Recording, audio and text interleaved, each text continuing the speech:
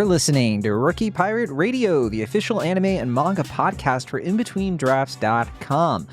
I'm John Negroni, and for once I'm actually solo on the mic. Unfortunately, my usual co-host Travis Hymas and I were unable to coordinate, and we're already a chapter behind, so we're doing 2 chapters, but it's just going to be me. And yeah, we wanted to make sure this got done before the release of 11:45, so we didn't have to do 3 chapters again, because that is just so difficult. So we're just going to do 2 chapters here, just me on the mic, but it should still be fun. I'm going to do my recap and everything. And then, of course, I'm going to go over feedback and comments and such. Now, if you want to write into the show, be heard on the show and all that stuff, our email is rookiepirateradio@gmail.com. And don't forget, we have our Discord as well. It's linked in the show notes. It's the In Between Drafts Discord, and we have a One Piece spoilers chat where you can hang out with me, Travis, and other Rookie Pirate Radio listeners as we talk about One Piece all the time, specifically those of us who are caught up on the manga. So I hope to see you there. All right, I don't want to waste any time at all, so let's just get into these chapters. I'm too excited and I cannot wait. We are going over 1143, which is just called Holy Nights. And then we're also going to do 1144, and that one is called A Time for Warriors. I had to check because I forgot. So there it is. So starting with 1143, this one we don't have a cover story, but don't worry, we'll get to the cover story though again in 1144. But for now, 43 has a beautiful cover spread where we see some of the Straw Hats riding on some flying fish. I'm sure Duval is in there somewhere, maybe in the background. I mean, there's Sanji, so close enough, right? But yeah, it's just a fun color spread, really nice. And speed is the weapon, is kind of there in the corner. Just always a fun thing to look at. You know how it is. All right, so here is the chapter, though, 1143. Holy Nights. We open up here at the Walrus Academy. Later on, we actually get a nice map that kind of shows us a little bit more, okay, where is everything in the Sun World and all that, which I personally appreciated. Jaguar D. Saul is playing babysitter at the moment. He's trying to corral the sleepwalking children of Elbaf, the child giants, who are just kind of sleepwalking and everything. But the kids aren't just dreaming. They're actually wrapped in these invisible thorny vines, which is making Saul's job pretty difficult. There's no reasonable way for them to save the kids, because as soon as they try to get the kids out of danger, the thorns start to constrict. So that's going to, of course, complicate things for sure. We'll find out, of course, what's really going on there in a second. But we do cut over to the festivities back in the village. The party's still kind of in full swing, but then a fire breaks out. That's the fire caused by Loki and Ragnir, his hammer. And so the villagers are scrambling, they're trying to douse the flames, and so we just get a little quick check-in on, okay, here are the effects of what Loki was doing back in that moment. Then we go to where the Holy Knights are hanging out, and we see Saint Shepherd Summers. So he's munching on some snacks, watching all the chaos happen, and he says some very interesting things about parenting and trauma. He's a very quirky character. I definitely don't have a real read on this guy yet, but he's definitely playing up the whole standard One Piece villain. Kind of reminds me of when we were introduced slowly to like the CP9 characters during Ennie's Lobby. But yeah, so he has this devil fruit, and this is the devil fruit, of course, that is having the children trapped by the vines. It's called the Iba Iba no Mi, the Thorn-Thorn fruit. So it lets him create these like thorny barriers, which kind of matches how he has kind of a prickly personality, I guess. But then we also see Saint Rimoshifu Killingham. So he has, we learn what his devil fruit is. It's a mythical Zoan type. It's called the Ryu Ryu no Mi, the model Kirin, which is also known as the dream manifesting human fruit, if you want to translate it. And yeah, we definitely called this as a Kirin a while back. I think the community at whole was, recognized that that's the kind of mythical creature we're dealing with here. So if those of you who were a little bit sick of mythical Zoan fruits after the Wano arc, well, we got a bit of a break during Egghead, but we're kind of back into it. It is starting to feel like the mythical zones are becoming less and less special, to be totally honest with you. But I guess, you know what? It's fine. It's a Holy Night. So, there's plenty of understandability there. I do wonder, too, if this is one of the mythical zone fruits that might have been at God's Valley way back when. Yeah, who knows? I wouldn't be surprised. But yeah, so his power is that he can pull things out of dreams, which we've already seen. So he takes the salt out of Summer's nap, which is kind of funny. We see that kind of briefly. But more dangerously, we've seen how he pulls the literal fears out of the children who were sleeping and brings them in and manifests them into these actual evil creatures that we're seeing wreak havoc. So there you go. So then we cut back to the Walrus Academy. So the children are still under the influence of the Holy Knights. They're heading toward the village, being guided by Gunko and her arrow-based kind of powers. And then in the depths of the underworld, Luffy is trying to reason with Loki, but all it really takes is a well-placed punch from Luffy to kind of bring Loki down. I mean, Loki's kind of on the brink of death, which is the truth of it. And so the gang is kind of trying to figure out, like, what are Loki's true intentions? We don't really have the big Loki fight that I guess it was being set up. So it does feel a little bit of like a bait and switch, but it does make sense because Loki was being mauled by the whole, Gunko and Shamrock. That was his name, right? I already forgot. Figureland Shamrock. They really did a number on him. So it's kind of amazing, actually, that he lasted as long as he did. But I guess the real play of these chapters is, all right, what is the deal with Loki? What is the real complexity between him and his father, King Harald? We get a little bit of a glimpse between what his childhood was like with Hajrudin, of course, mirroring a lot of Norse mythology. And any of you who watch the show Loki, the Marvel show, I guess we have a lot of stuff, a lot of Loki and Thor kind of mythology that's been floating around in popular culture lately. So a lot of this is going to be pretty familiar. But yeah, that's the main stuff we get out of 1143. Then we cut to 1144. And this is an interesting one too. And Time for Warriors, we do get the cover story here. Ogre Child Yamato's Golden Harvest Surrogate Pilgrimage, Volume 29, Minatomo the Carpenter and the Girls Are Freed. So it does look like when Yamato punched the lights out of Who's Who, it did bring him down for the count. We weren't totally sure of, like, okay, was this a one-hit KO? And first of all, impressive that Yamato was able to do that. There's something to be said about how, for these cover stories, we do kind of like cut, past a lot of action. So some people might assume that it was like a one-hit KO, but if you actually look into the image really closely, you can see Yamato is pretty bruised up. So it kind of implies that there was a bit of a fight. So yeah, Jinbei was able to take down Who's Who.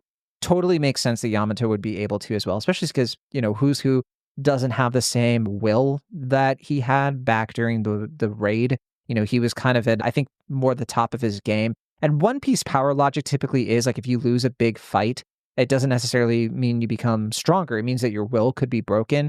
And watching Who's Who kind of devolve into this, sort of like shadow bandit thief kind of character that isn't, really that Shikamaru, I guess, was trying to be. Was that his name, Shikamaru? I forget. But the one who died, Danji, I forget his name. But one of the scabbards who was like a bandit thief, right? And he was one of the strong ones.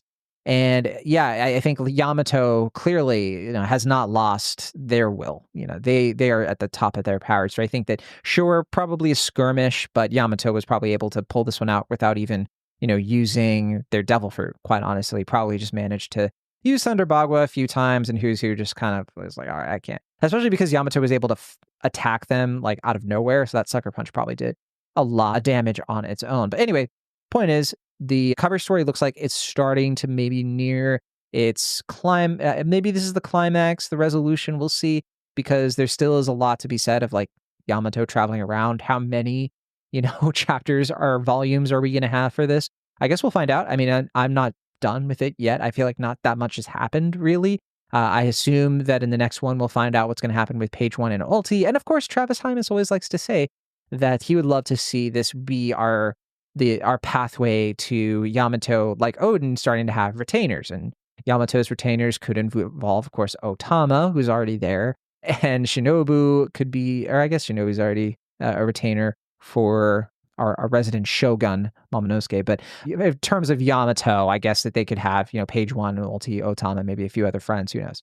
But anyway, let's actually talk about the chapter. Time for Warriors. So this one opens up in this new location, the ancient facility that Frankie and Ripley stumble upon. It's a relic from the past. It's this ancient scientific facility that was built seemingly from the remains of like it looks like a giant robot to me. And Lilith estimates that it's been there for over 3,000 years. So that makes this one of the oldest things that we've come across in One Piece. Definitely the oldest tech that Frankie has ever come across, which is really cool to see. And that means, of course, that not only is Frankie going to, check this stuff out for a while, but also Vegapunk, Lilith, is going to as well. And my immediate thought about this too was that I wouldn't be totally surprised if the Straw Hats maybe spent a little bit of time here in Elbaf, like more time than they'd have in both Egghead and Wano. I think like in Wano, they were there for a few weeks, I want to say, maybe a month. And Egghead, they were only there for what, a couple of days? I could see Elbaf, if not a month, maybe they're there for a few weeks. Enough time for, I guess, Frankie to actually maybe do or, engage with this tech a little bit. I think it would be interesting. But obviously, there's still, a lot of other stuff that needs to happen on Elbaf from here on with the Holy Knights, with Loki, a lot of, tangled threads at this point. But anyway, we go back to the Walrus Academy, and the giants are battling the manifested monsters from the nightmares. We see Dory and Brogy actually finally sober up. They weren't able to fight before because they were too drunk from the party, but now they're ready to go. They sobered up. They're giants. They made it happen. They're joining the fray. They have their synchronized attack, Hakoku Sovereignty, and it takes out a bunch of monsters in one hit. So yes, things are starting to look up a little bit with them back in the fold. Super cool to see them. And then we also see Scott Gaban show up. I think we were all kind of speculating. I think Travis and I probably would have assumed that Gaban was going to be part of the action at some point, because last we saw him, he was in the castle with, Luffy. I almost said Lofi because of Loki. Luffy and Zoro and Road and Nami and such. So they had their kind of like little fake fight.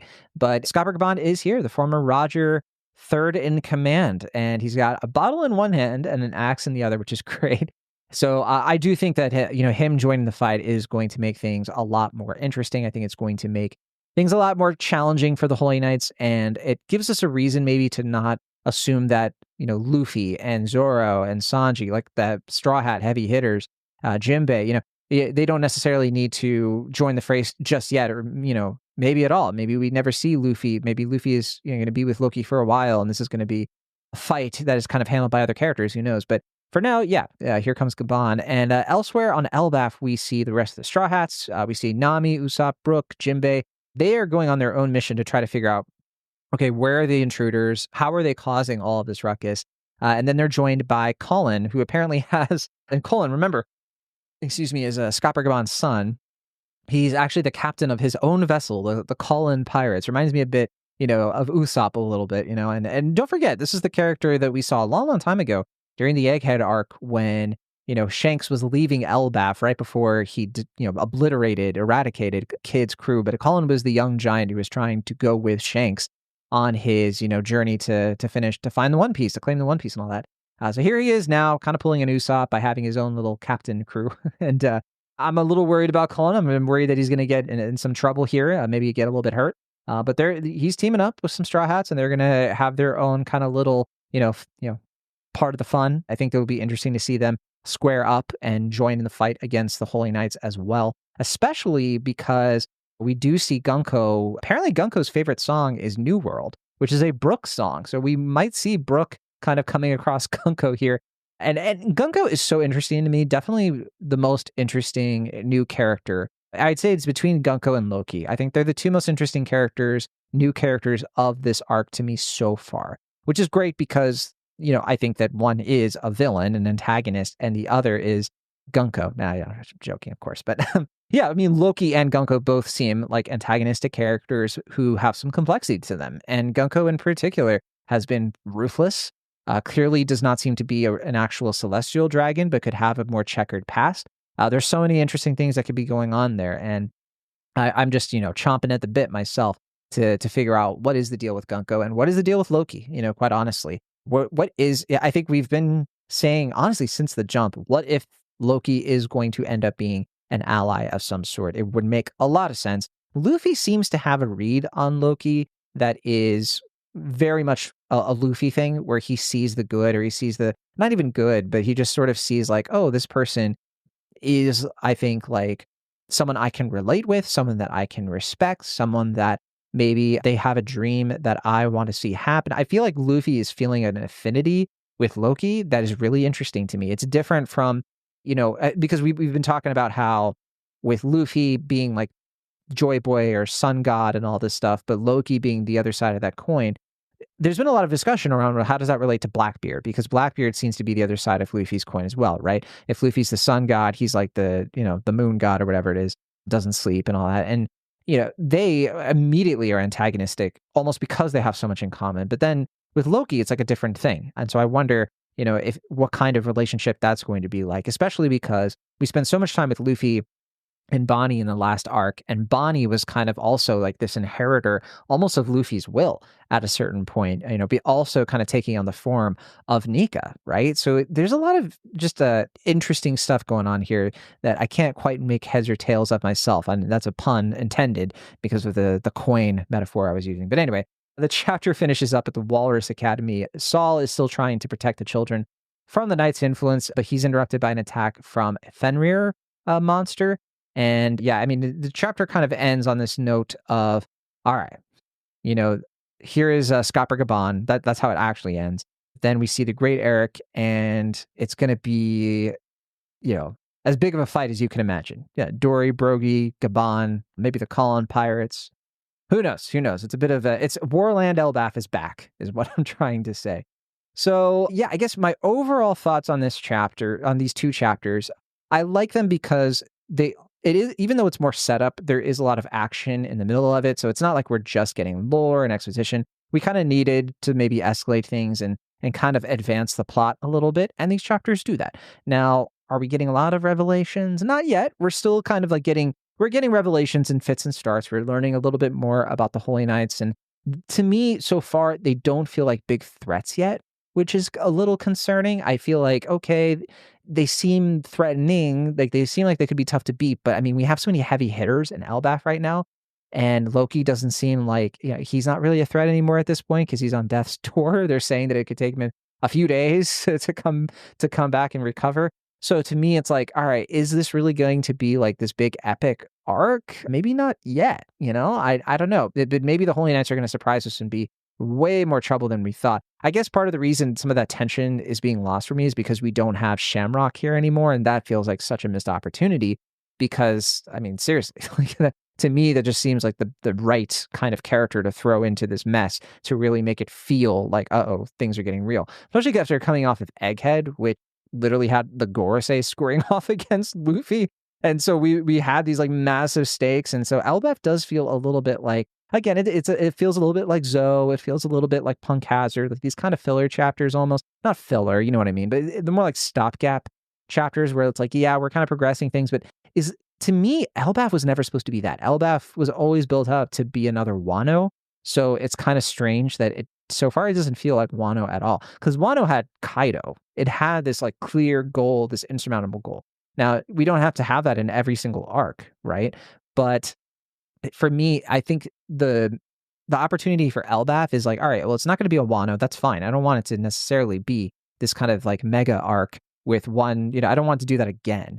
So if we're not going to get that, what can we get? And to me, it's like, well, we could get a Water 7 kind of thing where it's like a, 2 arcs, kind of put into this like, I guess, how do I explain this? So like Water 7 to Eni's Lobby. With Water 7, you kind of started with low stakes or sort of like, okay, things aren't that bad, but then all of a sudden things get real. And then it kind of pivots into this not mega arc, but like this second chapter of the arc. I can't even use the right terms, but you know what I'm saying. Basically, Eni's Lobby turned into this massive thing and this huge emotional payoff that really, really worked. And so far, I don't know. We're not really getting that yet. So far, it's been kind of like a Zoe. And it's unclear to me, like, what is the major theme of this arc? It's been a little bit all over the place. And I feel like a lot of the stuff we've been learning has been either predictable with like, okay, of course, that was Scopper Gaban. We all called it. It's still not really clear, like, how any of this is going to relate to the road poneglyph or the man marked by flames, all this other stuff that's being set up. Shanks isn't even here anymore. And we don't even have it because Egghead was such a great arc because by this point, I think we were already starting to see like snippets of what else was going on in the world with like Law versus Blackbeard, Garp phasing off against Kuzan. Like, I mean, so much stuff was happening in Egghead. And even with the Labo Phase death game, we just kind of like cut past that. And we were like, never mind, who cares? We're just going to like move right on. At this point, though, in Elbaf, I feel like we aren't really having that same momentum isn't quite there. It's not that it's the pace isn't right because we've been moving. Like it's not like nothing's been happening or that we've just been sitting around, but it just feels like stuff's happening, but I don't totally get why it's happening yet. And I just want a little bit more substance here. I want a little bit more of like, all right, what is the heartbeat of this thing? Is it going to be Usopp? Are we going to get the Usopp thing? I mean, I don't know. Is it going to be Loki? If so, we need to keep that going because I feel like we've been teased a little bit. And then, hey, look, this is always the danger of reading these things to week, right? Because eventually somebody might read or watch all of the Elbaf arc and be like, what are you talking about? Like it was obvious all along that this was the heartbeat of well, maybe it was when you were binging it. But for those of us who have, weeks in between, yeah, it can be a little bit of a different story. But okay, that's enough of that. Yeah. So overall, yeah, these are interesting chapters, some nice little new complexities. I'd say that I appreciate that we're getting to learn a little bit more about Summers and killing him. How do their devil fruits work? Seeing the Kieran thing kind of come about, and just having us get a little bit more detail on like, all right, what is the threat? These are 3 holy knights. What can they do? And then I think the next step will be, all right, let's really show them causing some true chaos and show how powerful they really are. That would be great. And I am really curious about how Gaban is going to factor into this, because Gaban seems like a powerful character. We've already sort of seen, though, that powerful characters like Rayleigh are also old. They're getting up in years, and so they don't have a lot of stamina. They can't exactly fight. Like, they can be really, really powerful, but very, very limited amount of time. That's sort of how Oda likes to limit their power and be like, yeah, they're super powerful, but if you're going punch for punch, they're probably just going to give up because they're getting up in years. But it's just nice to see Gaban is still here, still in the arc, and is not just going to disappear. That's nice to see. And I would also say, too, that I'm always down for more Gaban, because we might get some more flashbacks on Roger and the crew and more of his legacy and all that fun stuff. So I'm curious, too, if we're going to get more of this ancient scientific facility, if we're going to get some more lore bombs at some point, if, because we have Ripley and Frankie here as well, and if, Lilith/Vegapunk is going to reveal some things about Elbaf that are really, because, finding out that Elbaf has been around for thousands of years, that's a pretty, I don't want to call it a big revelation necessarily, but there is something interesting to me about that, because Elbaf is so huge, right? And it's this big tree. And we already know that the world was kind of like bigger before, like the oceans were much lower. So that kind of makes me wonder, like, what is it about Elbaf that makes it this like Mount Olympus, that it's like so high up, right? And it's full of these huge giants. I think it would be interesting if we could maybe get a little bit more of some indication on like, what is the deal with Elbaf? What is its role in the story truly, and the giants, of course, because we have all kinds of stuff around, apparently the world, things used to be bigger. We had more giant things back in the Void Century or before the Void Century. And also we had this more advanced tech. So the idea of Elbaf having advanced tech too at some point. There's a lot you can play around there with theories and speculation, which maybe I'll touch on too real quick. I talked a lot about Loki already, and sort of how rebellious he is and manipulative it makes him an interesting character. I think him sort of explaining what's going on with King Harald, I think it's been set up quite a bit that, it probably was something like Loki killing him probably was sort of like this really tragic thing. And so we're probably going to get a very interesting backstory there. We're already getting snippets of backstory with him and Hijruden. So glad to see that kind of moving along, and Oda kind of progressing that and not just sort of teasing it. I hope he doesn't keep teasing us with it too much. I do want to kind of just, all right, let's tell us what happened, walk us through it. We're ready. Let's go. And then, yeah, in general too, with seeing more of the giants, seeing them battle, and seeing, what is, how's Elbaf going to fit politically in the world of One Piece and all that good stuff. So, and I know there have been some theories floating around. I saw some stuff of like, all right, is Gunko going to end up being, a straw hat? No, I haven't seen too many people trying for that. But, I think that just showing Gunko be a fan of New World, of Brook's song, has a lot of people wondering if Gunko's going to, maybe shift, in terms of allegiances. I think that's wishful thinking. I think that Gunko is scared of Nika. So I think that, if that's Gunko's greatest fear, then we're really setting up a big fight between Gunko and Luffy, or some kind of like battle, some kind of confrontation that would be really interesting. And I'm always down for the Straw Hats, turning the heart, playing the change of heart card, if this was Yu-Gi-Oh, in terms of bringing Gunko to the side of good. But we've already seen Gunko do some pretty rough, ruthless things. So there's another tragic backstory that's probably in the making. And then, I think a lot of people have been, I already touched on this, but they've been talking about, what other revelations are we going to get about this ancient tech facility. People have been chatting a lot about what are the team ups going to be with the Holy Knights, like who's actually going to fight these characters, like who is Scott Gaban going to fight. I think a lot of people are thinking it's going to be like a battle royale. So, we'll start with like Gaban, Dory, and Brogy versus, Killingham and Gunko and Summers, like kind of all at once maybe. So we'll see. I don't think that we're gonna have like a tournament style arc, or that kind of thing. I don't think Oda already kind of lampooned that in Dressrosa. But I guess there is something to be said about how like the Holy Knights don't want to dirty their hands, like they don't want to have to fight if they can help it. So I do wonder if that's going to result in that, just continuing to use these monsters, through the children to make it so almost impossible for them to actually join in on these fights. But again, it feels like their introductions mirror that of CP9, where they just think they're so above all this stuff. Like they don't even want to, grab these children. They just want to like sleepwalk them off the island. It's kind of ridiculous. So yeah, it makes me wonder, especially because Gaban is like too big of a threat for them not to take seriously. So I wonder if that's the setup of like something powerful enough to almost kill Gaban could happen, right? If another character enters in, or if we find out like, oh, these Holy Knights are way stronger than we thought, and basically take down one of the strongest characters we've seen in the story. Because that would be Gaban. I mean, he clearly had like a lot, like Luffy had to like go to gear 5th to actually fight him. And then he just sort of was like, all right, you win. So it's been set up that Gaban is still extremely powerful. So if we see him fall in a fight, that would definitely be that kind of like Enies Lobby or Water 7 to Enies Lobby escalation that I'm personally hoping for, to be like, oh, stuff's getting real. Especially if they also defeat Dory and Brogy too. That would definitely be like, oh, shoot, like we're in trouble here. So would like to see that happen so that we could have a Luffy, Zoro, and Sanji kind of monster trio team up here as well. Poor Jinbei, always, the Ringo Starr, I guess, of the group. And then not that he deserves it, right?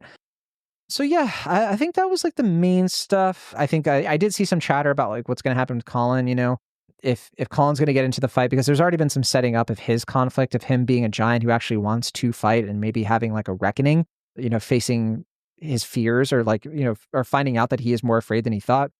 But if like Colin ends up being brave, maybe him and Usopp have kind of like a bravery off, and that inspires some of the other children of Elbaf to take a stand and maybe actually like shift the balance of, the culture of Elbaf. That is something that's been set up, and I could definitely see Oda bringing that out further as a subplot. So I'd like to see that too, because it fits kind of like the major themes of the whole series. So it would make sense. But yeah, that's basically all I have before we can get into some comments. I would love to do that for sure. Let's just stick to the comments though, as they relate to 1144, since a lot of stuff for 1143 are, not super relevant at this point. So we'll just go through it. All right, so M. Dor PSY said, Gunko listening to Brook's song seems like foreshadowing that she might be a spy for the revolutionaries. Wouldn't be surprised if we saw her have a flashback in the future where we found out she was one of the few celestial dragons that actually listened to Mjosgard's preaching about slavery being bad. Yeah, I like this a lot. I forgot to mention this, that this was one of the more specific things that people have been theorizing this for a while just because of Gunko's hat. I think I did bring this up on the podcast with Travis a while back, because I had seen something about it on Reddit. But I might have just shared it on the Discord, which is why you got to be part of the Discord. So we have all of our extra theorizing over there. But yeah, I think I shared something on there too that was like, oh yeah, the hat, like, the idea of the revolutionaries having like aviator hats. It seems kind of interesting that Gunko would have that. And maybe there's something to be said of like, why is Gunko afraid of Nika? Maybe there's a reason for that beyond, the obvious. Maybe it has that is something that would fit the motivation of a revolutionary. I don't know. So like, let's see what else we've got here.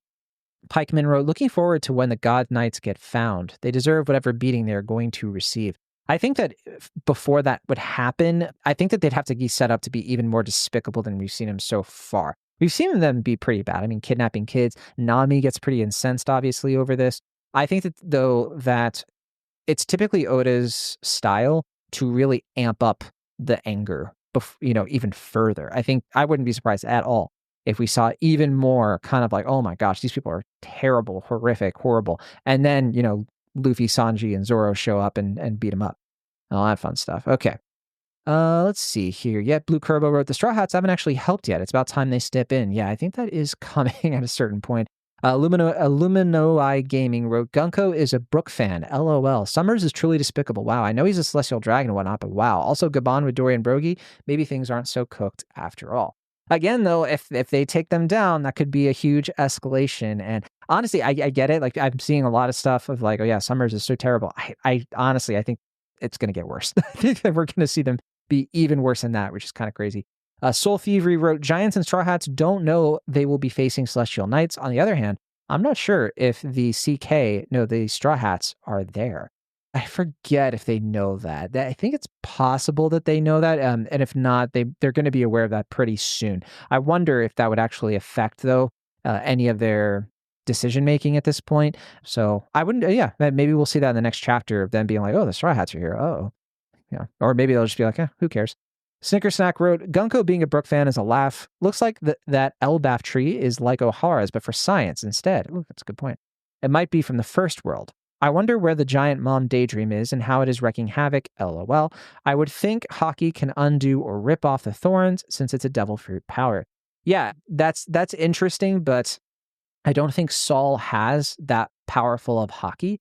I don't think Robin does either. I think it would take somebody who's either Yonko or Yonko commander level to do that. We've seen Law was able to do that, but Law was like really, I think Law is like about Yonko commander plus, because it took him and Kid to take down Big Mom and skin of their teeth, right? But he was also able to shake off the devil fruit power during his fight with the Blackbeard crew. So who at this point has that kind of power? Well, Scott Gaban. I think that his hockey would certainly be able to make a difference. But that could be a reason why Gaban gets taken down, because it would be to save these kids, right? To do that, he has to focus all of his attention on saving the kids, but then maybe to do it, it causes him to be weakened, and that's enough to stop him and almost kill him, all that, sort of thing. So yeah, we'll see. And yeah, the giant mom thing. So that's a reference to one of the fears one of the kids had was a mom, and it looked like Big Mom. So that was kind of funny.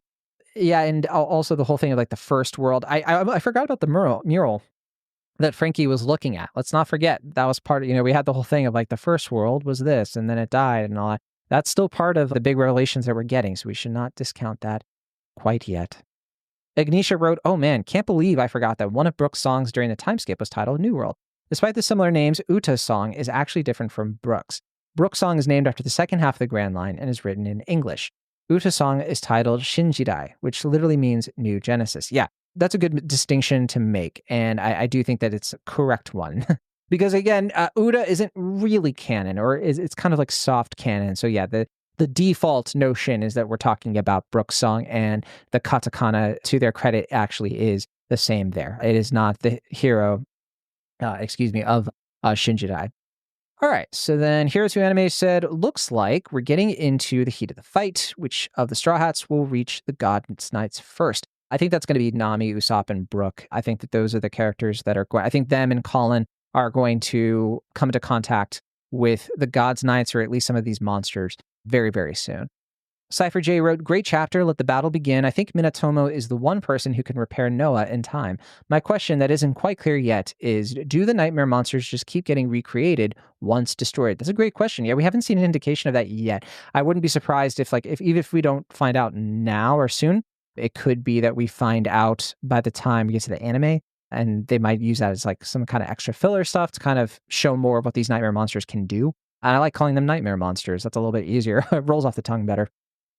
And then in terms of Minatomo, I think there are a bunch of characters who could repair the Noah, but I mean, I wouldn't be surprised if that character is going to, come back into the story, especially because they're here now in the cover story.